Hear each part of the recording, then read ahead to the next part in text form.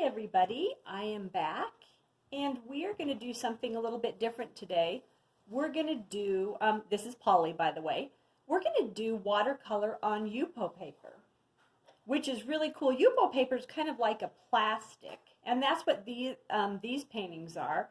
It lends itself to make your painting look kind of abstract, which I really like, and you kind of get really neat imperfections, which are kind of charming sometimes in watercolor, and I love using the real bright colors. So today we're going to do, I've drawn out a drawing for you so that you can get a look at it. We're going to do this with the turquoise background. We're going to do the bright yellow, red, yellow poppies. These are poppies with the turquoise background. I'm going to show you how to make some texture. So the paper that we're going to paint on is called Yupo. I wrote that down, Yupo, Y-U-P-O, and it's kind of like a plastic. It comes in, it can kind of come in a set like this, or you can get it into sheets too. This is Yupo medium.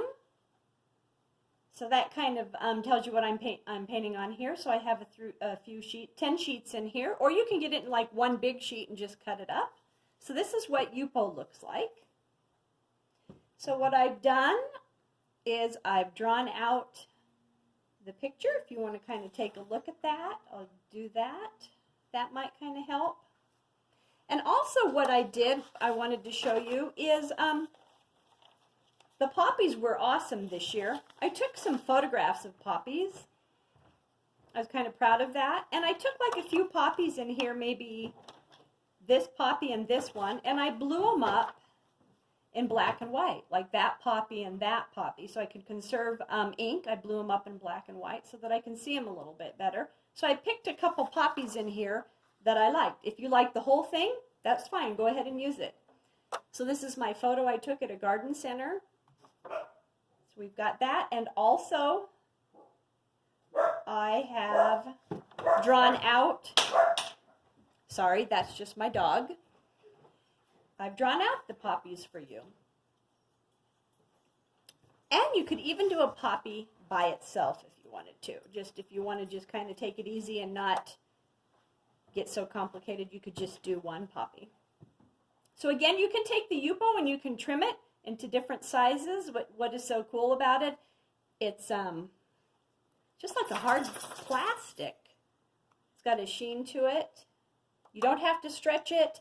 It doesn't wrinkle. It keeps its shape. And it just dries straight. These are both on Yupo paper. This one was too. And it's just dries straight. It's kind of like a plastic. So here this is just some cheap poster board. I just drew the poppies out if you want to take a look at them. I did three. I did one a little bit taller, one a little smaller, and one kind of in the middle. I kind of simplified them. So if you kind of want to look at that on how to draw. And I did the same thing with this. This is the actual Yupo paper that I'm going to paint on. And again, it's kind of that plastic. It's like a plastic, and that's what we're gonna do. I basically just drew them and then inked them so that you guys could see them. So let's get that drawn out.